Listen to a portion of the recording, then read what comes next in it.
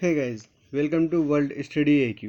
आज है 14 सितंबर 2022 और 14 सितंबर से रिलेटेड जितने भी करंट अफेयर्स बन सकते हैं उन सभी को हम आज इस वीडियो में डिस्कस करेंगे।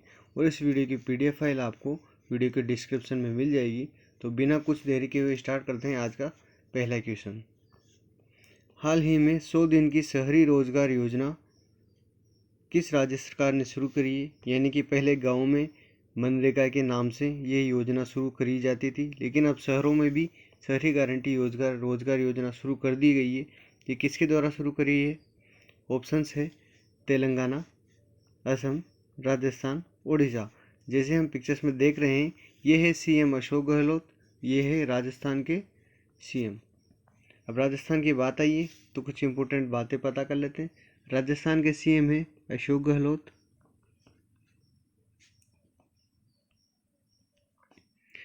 और राजस्थान की कैपिटल है जयपुर।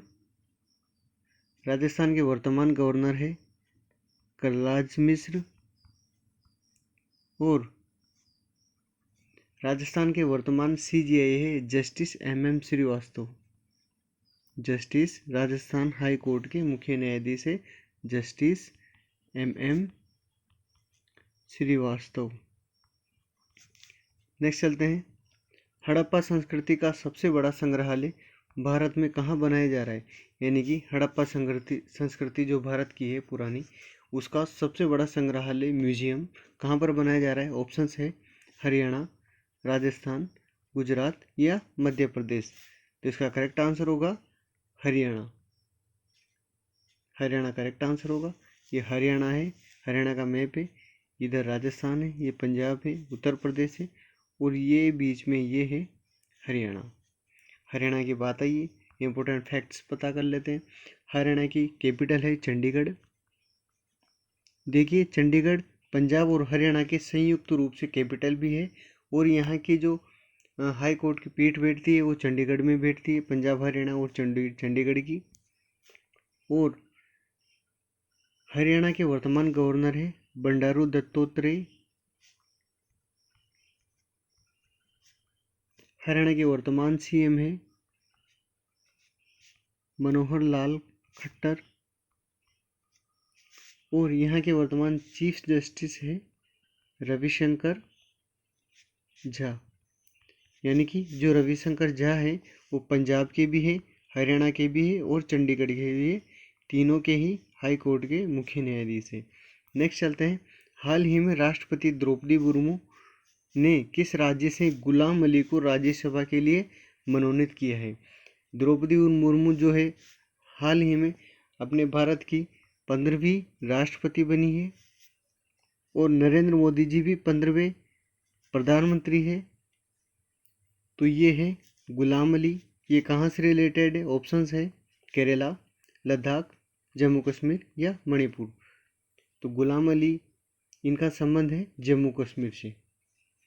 जम्मू कश्मीर की बात आई है, यहाँ के इंपॉर्टेंट फैक्ट्स पता कर लेते हैं। जम्मू कश्मीर की कैपिटल, यहाँ की राजधानी है श्रीनगर और जम्मू। यहाँ के प्रशासक यानी कि यहाँ के उपराज्यपाल हैं मनोज सिन्हा और यहाँ के वर्तमान न्यायाधीश है, यहाँ के हाईकोर्ट के वर्तमान न्यायाधीश है पंकज मित्तल। नेक्स्ट चलते हैं। हाल ही में 2 दिवसीय राष्ट्रीय रक्षा MSME micro small and medium enterprises conclave कहाँ पर शुरू हुआ है? ऑप्शंस है कोटा, मुंबई, जयपुर या भोपाल। देखिए, जैसा हम पिक्स में देख पा रहे हैं, यह है शिक्षा नगरी कोटा।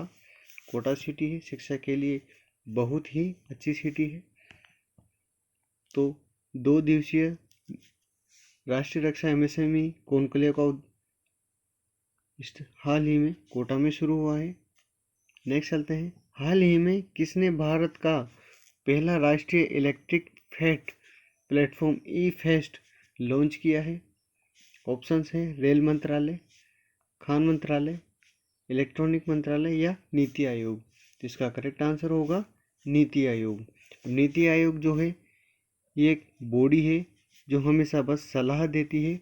इसके अध्यक्ष है प्रधानमंत्री होते हैं, यानी कि वर्तमान में जो भी प्रधानमंत्री होंगे वो नीति आयोग के अध्यक्ष होंगे। मीन्स दूसरे अभी के नीति आयोग के अध्यक्ष है नरेंद्र जी मोदी। नीति आयोग की स्थापना 2015 में हुई थी। नेक्स्ट चलते हैं। हाल ही में के.एन. सिंह का निधन हो चुका है। के.एन. सिंह जो हमें फोटो में दिखाई दे रहे हैं, ये कौन थे? सिंगर, पत्रकार, न्यायाधीश या इनमें से कोई नहीं। तो के.एन. सिंह जो थे वो एक न्यायाधीश थे। अब न्यायाधीश चीफ जस्टिस से बात आती है तो अपने वर्तमान सुप्रीम कोर्ट के वर्तमान न्यायाधीश वो हैं NV. Ramana, chief justice of India of supreme court. Next चलते हैं। हाल ही में एशिया कप किसने जीता है? देखिए, हाल ही में भारत एशिया कप से बाहर हो गया और फाइनल में पाकिस्तान और श्रीलंका का मैच हुआ था, जिसमें पाकिस्तान को 23 रन से श्रीलंका ने हरा दिया है। तो इसका करेक्ट आंसर होगा ऑप्शन डी, श्रीलंका। श्रीलंका की बात आई है, यहाँ की इंपॉर्टेंट फैक्ट्स पता कर लेते हैं। श्रीलंका की कैपिटल है जयवर्धनेपुरम कोट्टे। श्रीलंका की मुद्रा है श्रीलंकाई रुपया। श्रीलंका की जो संसद होती है वो है पार्लियामेंट। भारत की भी पार्लियामेंट ही है और ब्रिटेन की भी पार्लियामेंट ही है।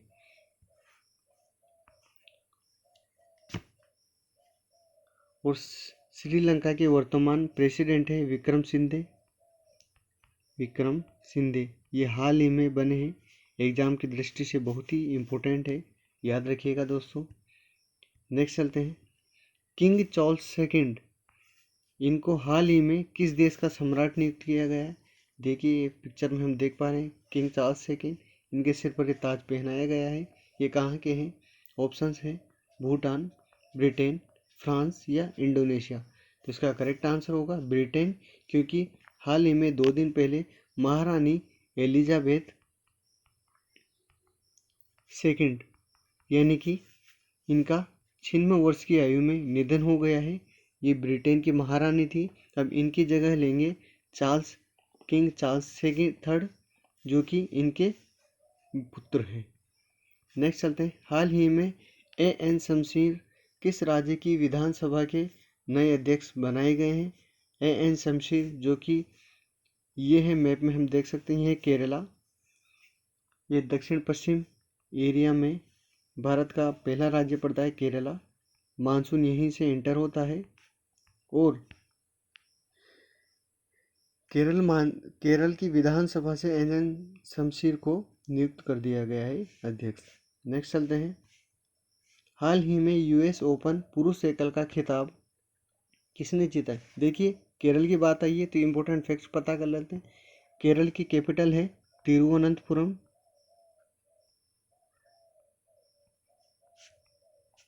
कैपिटल के वर्तमान गवर्नर है आरिफ मोहम्मद खान और यहाँ के वर्तमान सीएम है पिनरई विजयन। नेक्स्ट चलते हैं। हाल ही में यूएस ओपन पुरुष एकल का खिताब किसने जीता है? ऑप्शन है Rafael Nadal, option B Novak जोकोविच, option C Carlos Alcaraz, option D Roger Federer. देखिए हमेशा ये जो 4 खिताब होते हैं यूएस, ऑस्ट्रेलिया, फ्रेंच और विंबलडन, इन चारों को इन तीनों में से कोई ना कोई जीता है, या तो राफेल नडाल या नोवाक जोकोविच या रोजर फेडरर। लेकिन इस बार जो पिक्चर में दिखाई दे रहे हैं यूएस ओपन का खिताब जीता है कार्लोस अल्कराज ने। नेक्स्ट चलते हैं। आज के most important previous current affairs की सीरीज है। देखिए फ्रेंड्स, पिछली कुछ कक्षाओं में जो हमने करंट अफेयर्स पढ़े थे ये उनका संक्षिप्त रूप है और एग्जाम की दृष्टि से बहुत ही ज़्यादा इम्पोर्टेंट है, तो इनको ध्यान से देखिएगा। स्टार्ट करते हैं। एचडीएफसी बैंक ने कोझिकोड में केवल महिला कर्मचारियों द्वारा संचालित शाखा खोली है, यानी कि कोझिकोड केरल में पड़ता है वहाँ पर HDFC बैंक में पूरे ही कर्मचारी महिला कर्मचारी होंगे। ऑनलाइन सरकारी ई टैक्सी सेवा शुरू करने वाला पहला राज्य भी केरल बना है। और F1 Emilia Romagna Grand Prix Max Verstappen ने जीता है। सेबेस्टियन वेटल फॉर्मूला 1 से संन्यास की घोषणा कर दी है, यानी कि सेबेस्टियन वेटल जो है उन्होंने फॉर्मूला 1 से अब संन्यास की घोषणा कर दी है। कर्नाटक सरकार ने कृषि को बढ़ावा देने के लिए ईशा आउटरीच के साथ समझौता ज्ञापन पर हस्ताक्षर किए हैं।